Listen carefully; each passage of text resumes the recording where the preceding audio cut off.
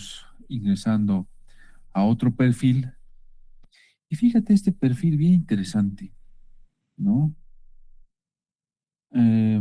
Desde el punto de vista del análisis, si te has dado cuenta, estamos nosotros tratando de ver el perfil típico y sus variantes, ¿no?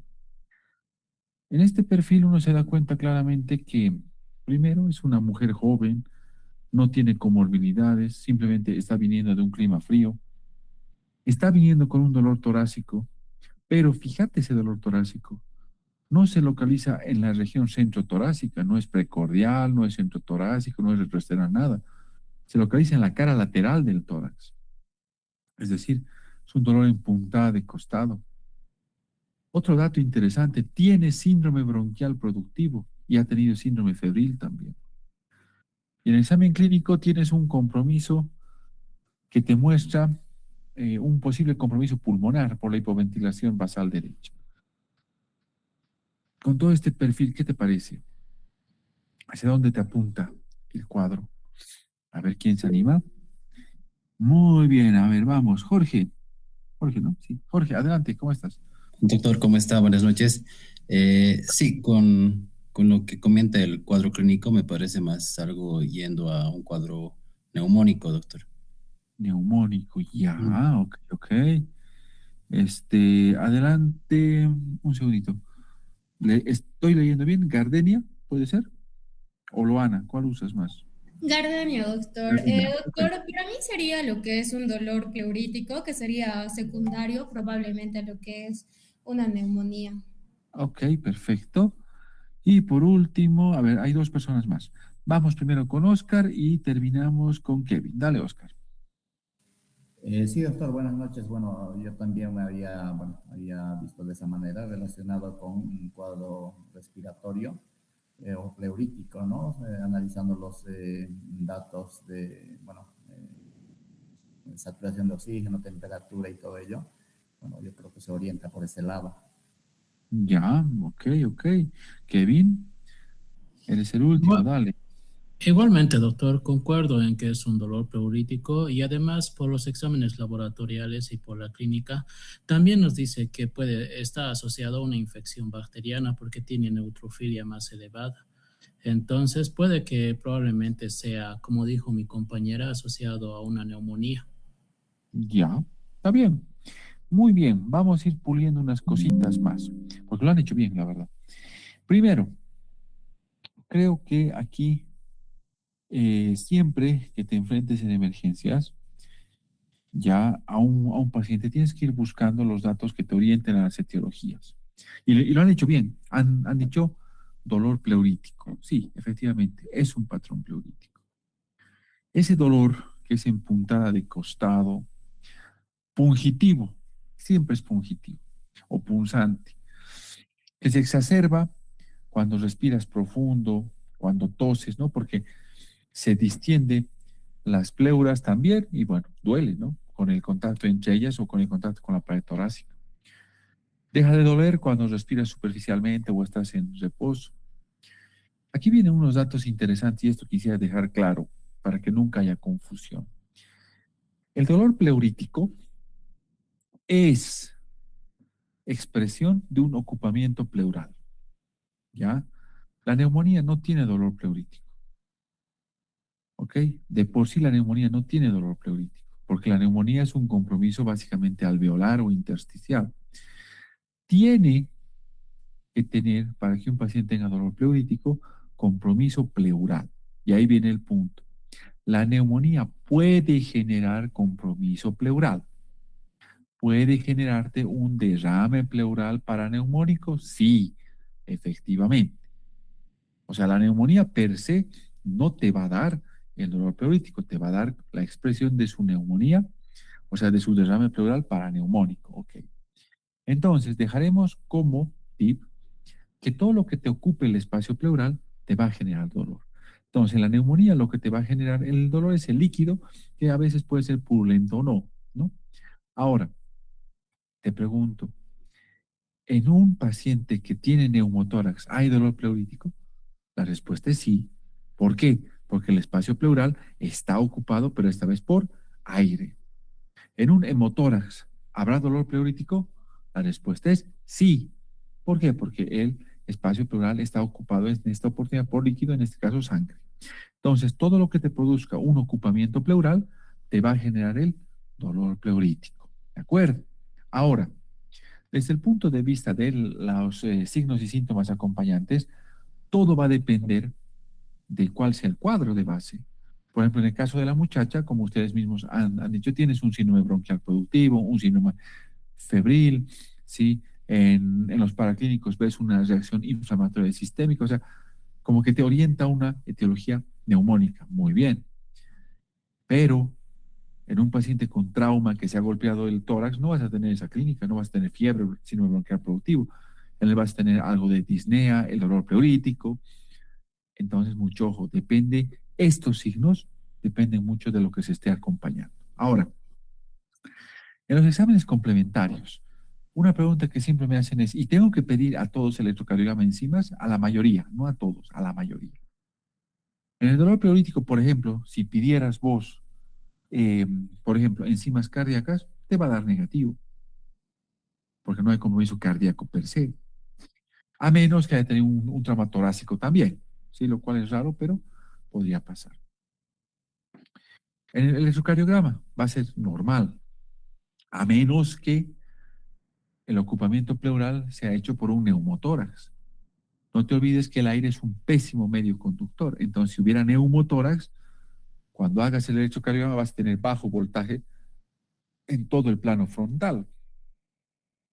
Entonces, eso te va a perjudicar un montón, ¿no?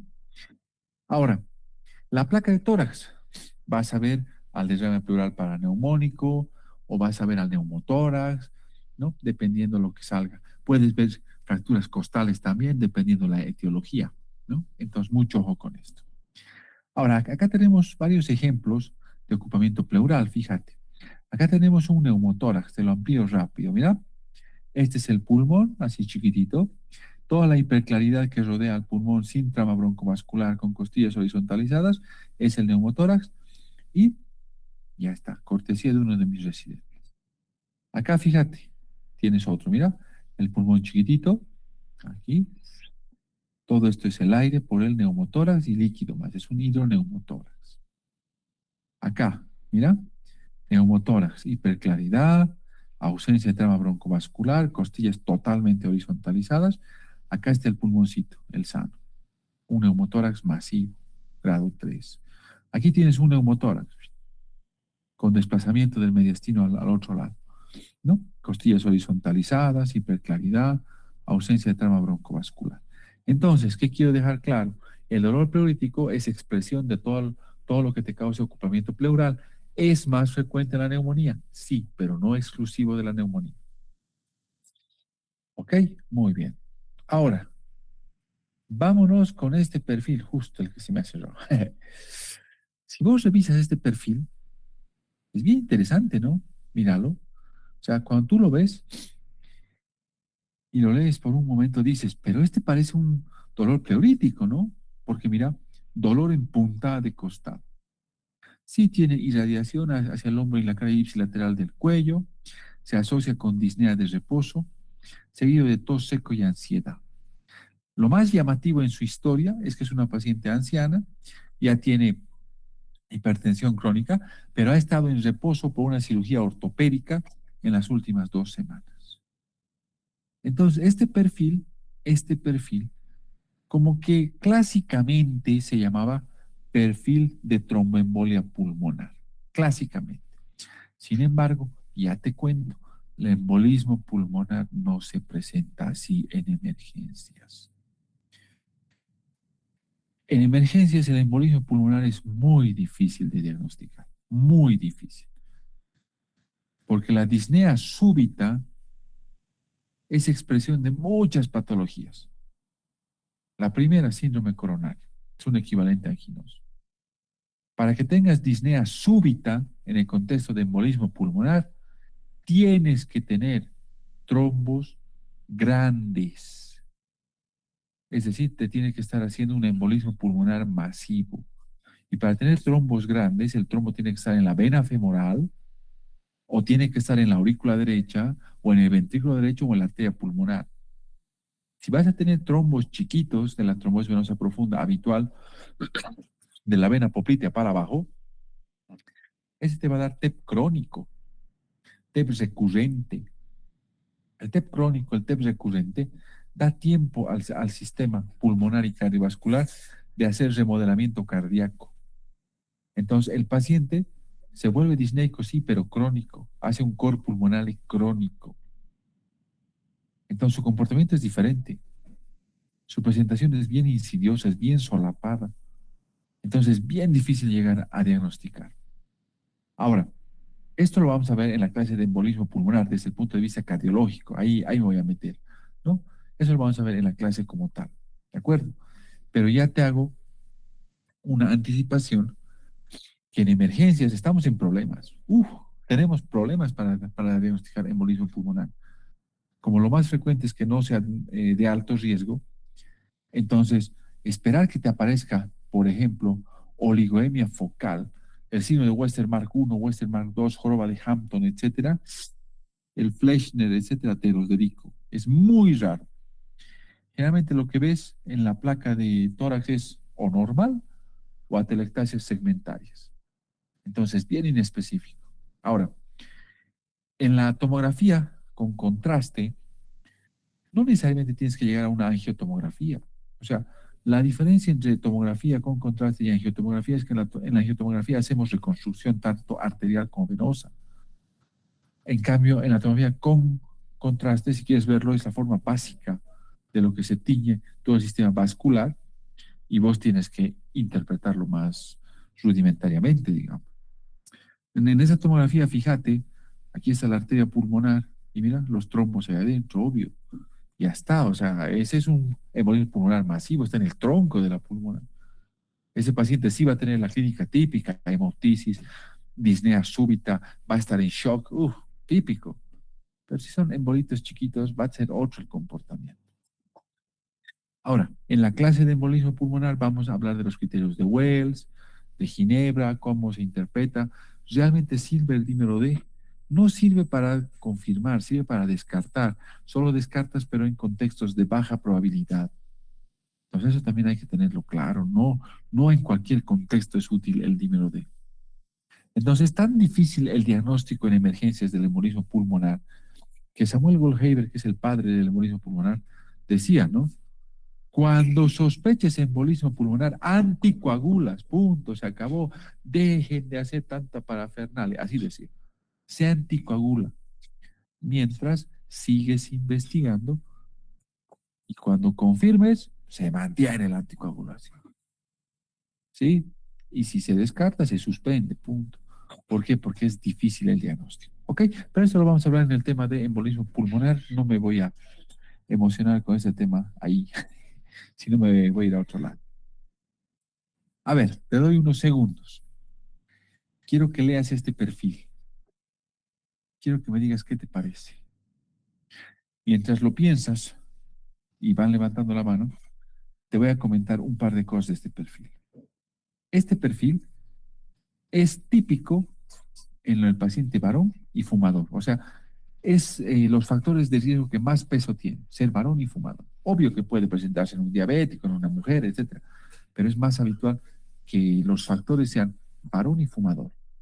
Otro, este perfil sí o sí lo tienes que descartar, porque si no te ubicas en este perfil y lo manejas incorrectamente, listo, puedes liquidar al paciente. A ver, ¿ya se han dado cuenta qué perfil es? A ver, ¿quién levanta la mano? Perfecto. Ana, ¿cómo estás? Buenas noches, adelante. Buenas noches, doctor. Pienso que podría ser un perfil de disección aórtica por Ya. los antecedentes que usted mencionó y también por el cuadro clínico, el dolor que se irradia región interescapular y también la asimetría en el pulso en los miembros superiores. ¿Podría ser?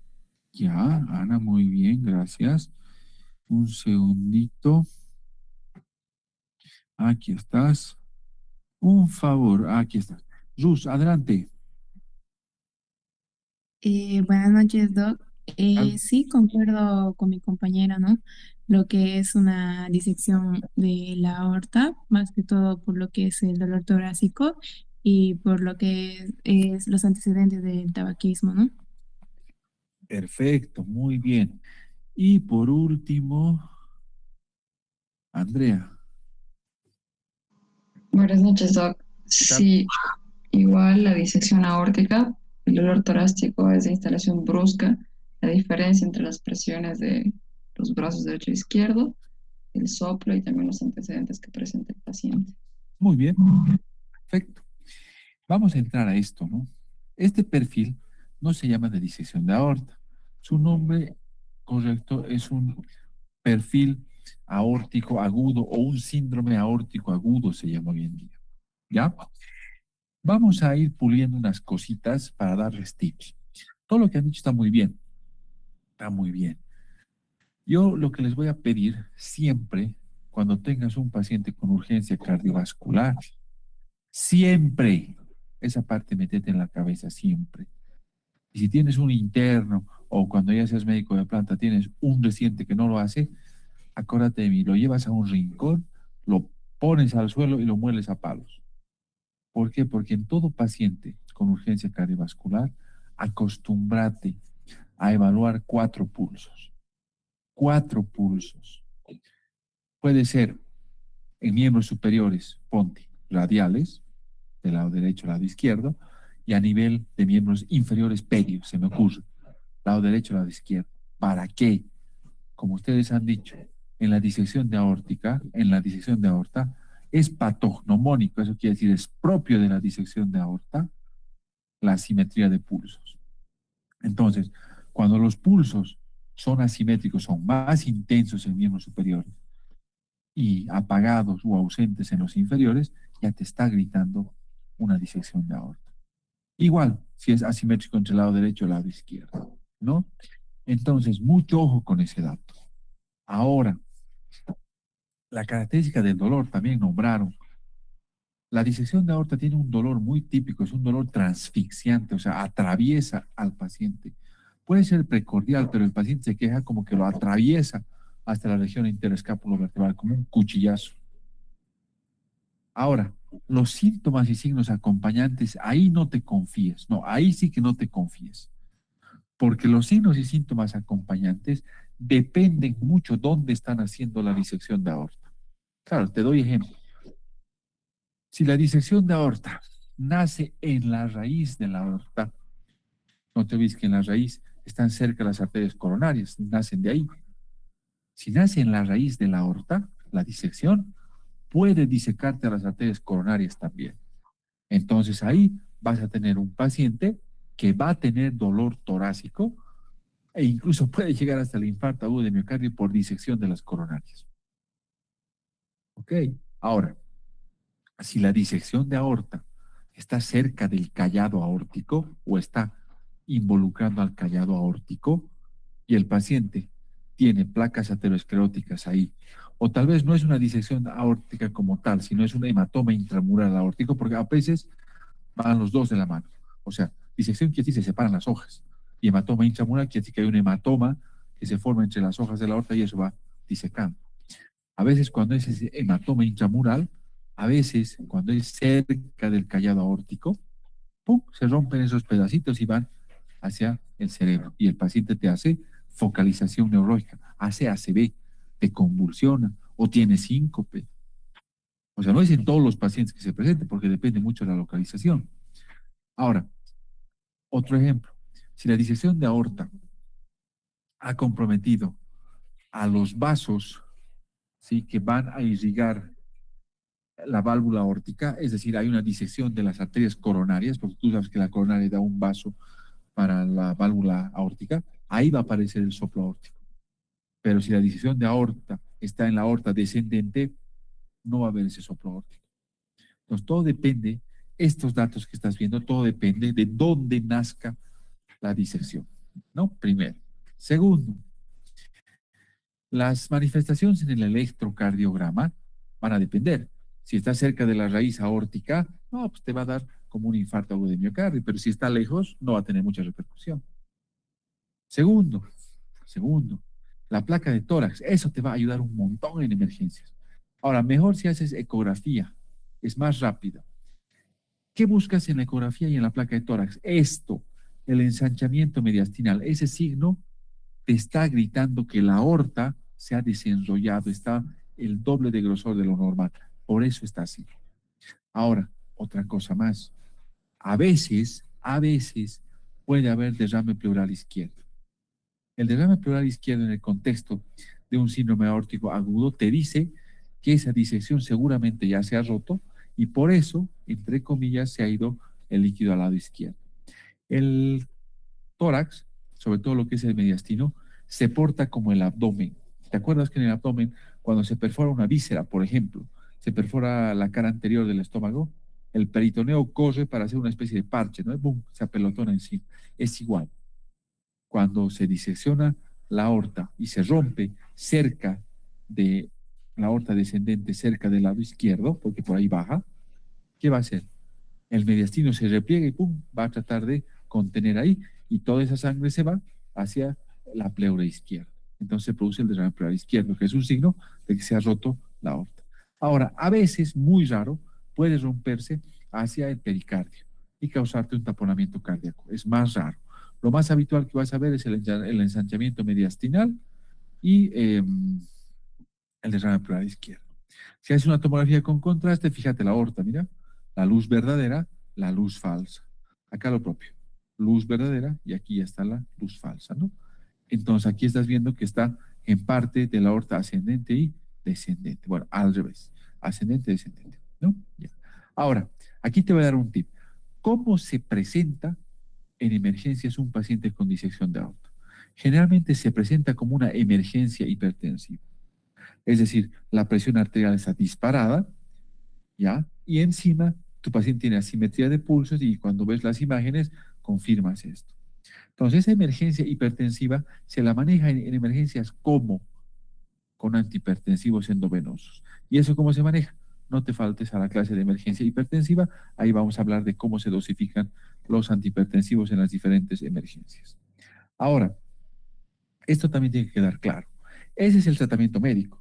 El tratamiento quirúrgico es lo siguiente.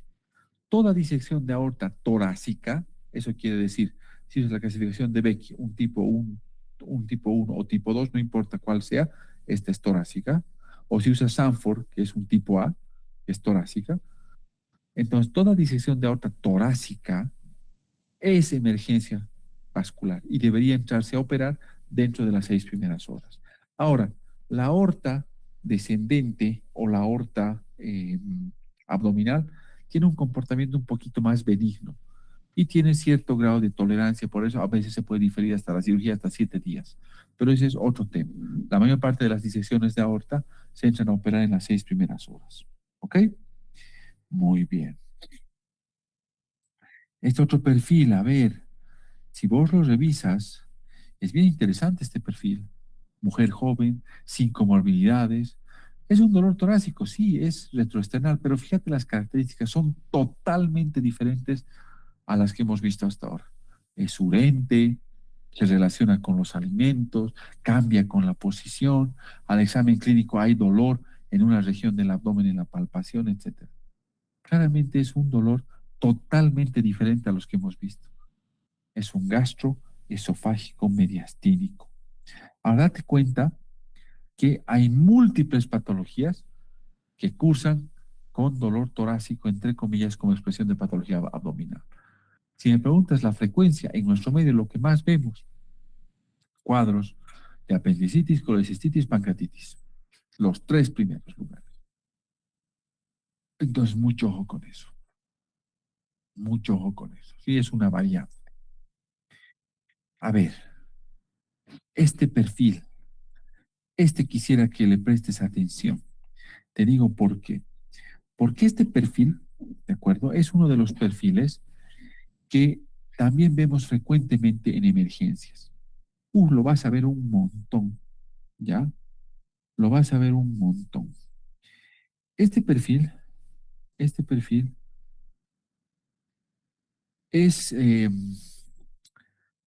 muy diferente a los que hemos visto.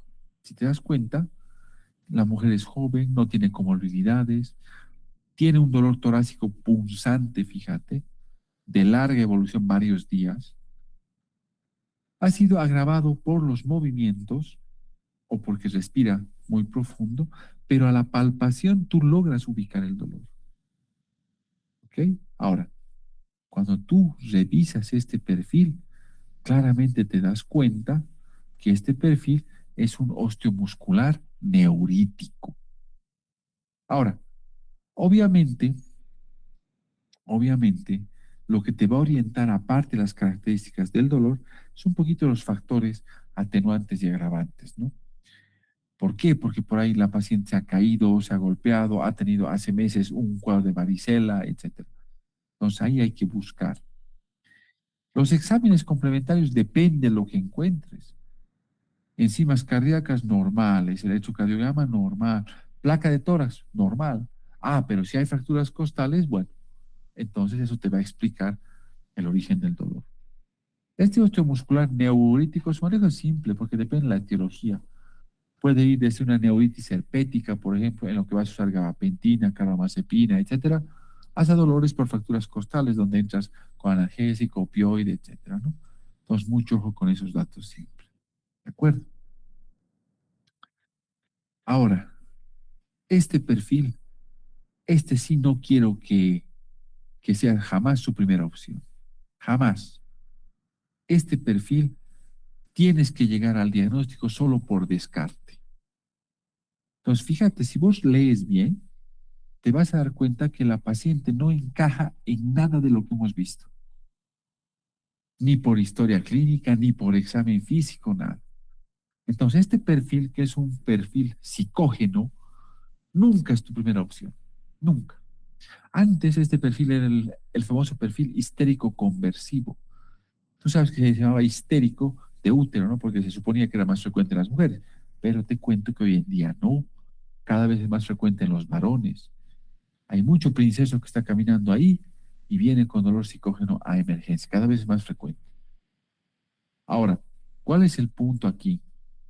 Este perfil es bien difícil de diagnosticar. ¿Por qué tienes que haber descartado lo más fregado? Pues tienes que haber dado un perfil isquémico, un perfil pericardítico, embólico, etcétera, negativos. Y ahí recién dices psicógeno. Entonces, este se lo hace por descarte. Nunca es tu primera opción, jamás. ¿De acuerdo? Ya. Ahora, a manera de ir redondeando lo que hemos visto hoy día, ¿te has dado cuenta que el dolor torácico o disconfort torácico en emergencias, el que nos interesa es el dolor torácico agudo? Generalmente agudo, arbitrariamente los autores definen como aquel que tiene duración de horas hasta menos de 7 días. ¿Sí? Entonces, la mayor parte de estos cuadros entran ahí. Entran ahí. No te olvides que este sextete mortal lo puedes orientar vos al diagnóstico a través de estos perfiles. ¿De acuerdo? Y no te olvides que el perfil psicógeno es el último que deberías de pensar. Nunca de entrada. ¿Ok? Muy bien. Ahora, estadísticamente, los dos perfiles que más vas a manejar en emergencias es el origen isquémico coronario, es decir, cardíaco, y el osteomuscular neurítico. Son de lejos los dos más frecuentes. Pericardítico está presente, pero es más raro, no lo vas a ver tan frecuente. Ese pone en tercer lugar, pero de lejos. ¿Ok? Muy bien. Muchas gracias. ¿Hay dudas, hay preguntas, por favor? ¿O terminamos ahí? A ver, vamos a ver. Creo que alguien levantó la mano.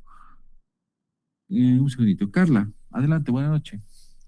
Buenas noches, doctor. Hola. Doctor, una pregunta. En estos pacientes, más que todo en los que, en el primero que mencionó, isquémico, tenemos que pedir enzimas cardíacas. En qué minuto se pide y en qué otro? O sea, en un lapso de cuánto más a comparativa o cómo se pide esto de las enzimas. ¿Se Ya, pide de entrada y a qué lapso? ¿La próxima? ¿O no se ya. pide? Eso es mi duda, doc, por favor. Carla, pucha, te me estás adelantando para mañana. Justo iba a hablar eso de síndrome coronario. Eso entra ahí. Pero te voy a contestar sin dar mucho spoiler, ¿ya? La figura es así. Cuando llega un dolor isquémico coronario, el electrocardiograma en los 10 primeros minutos. y mientras pides electro, debes de hacer tu primera dosificación de enzima cardíaca. Esa dosificación se hace en el momento cero, o sea, lo más precoz que puedas, de entrada. Ahora, en la vida real, esa enzima va a tardar en llegar 2, 3, 4 horas, porque depende de tu laboratorio. Hay laboratorios que tardan 1 hora, hay otros que tardan más, ¿no ves? Entonces, mucho ojo con eso. Ahora, con respecto a las enzimas generalmente haces al ingreso y a las 6 horas. ¿Por qué? Porque las guías europeas demuestran, y eso vamos a hablar en el tema de síndrome coronario, que con las enzimas cardíacas tradicionales, las troponínas tradicionales, hay un periodo ventana que dependiendo el procedimiento de la enzima puede ser de 2 a 4 horas. Por eso las guías te recomiendan, haz el dosaje al ingreso y a las 6 horas. Ahora, si usas troponina T ultra sensible, su periodo ventana es de 1 hora. Entonces ahí podrías usar al ingreso y dentro de la primera hora. Entonces todo depende mucho de la enzima que dispongas, pero lo usual en nuestro medio, porque hay pocos centros que tienen la troponina ultrasensible, es al ingreso y a las 6 horas. ¿Eso aclara la pregunta? Sí, doctor, gracias. Ok, listo, Carla, ya te he dado un spoiler de la clase de mañana. Ok, justo eso vamos a hablar. ¿Alguien más, por favor? No, ya. Entonces, les explico cómo va a terminar esto. Me han pasado o me van a pasar, creo, el usuario, no lo he revisado todavía, de la plataforma. Pero tranquilos, no se estresen. Mañana, si es que hoy no me lo pasasen, yo voy a ingresar a la plataforma, ya les voy a cargar sus tareas, se van a activar las fechas que yo les voy a ir guiando, y el material bibliográfico va a ser un link, que es el link del Google Notebook LM. ¿De acuerdo? A ver, voy a hacer un pequeño sondeo. Levanten la mano cuántos saben manejar Notebook LM.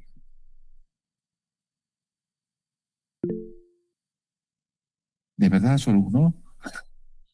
Sí, solo unito. Puta, ya estamos fregados. Entonces, mañana, 3. ¿Solo 3? Maldición. Ok, entonces mañana lo que vamos a hacer es, voy a sacarme unos minutos al ingreso y vamos a repasar rapidito cómo se maneja el Notebook LM. Ya les voy a poner en pantalla cómo ingresar, cómo se maneja además, cosa de que les sea fácil. Y ya después arrancamos con la clase. ¿De acuerdo? Si mañana ya quieren ir avanzando, el material ya lo voy a cargar yo en la mañana para que lo puedan curiosear, pero si quieren leer por su cuenta otras cosas, podemos ir ganando tiempo. ¿Qué vamos a empezar a hablar mañana? Todo lo que es síndrome coronario agudo, así como tema, síndrome coronario agudo. Y lo que te voy a pedir es que repases mucho lo que es el electrocardiograma, porque vamos a hacer mucho hincapié en el diagnóstico electrocardiográfico. ¿Sí? Ok, muy bien, un gusto de haber estado con ustedes. Muy buenas noches, hasta el día de mañana a las 19:30. Hasta mañana.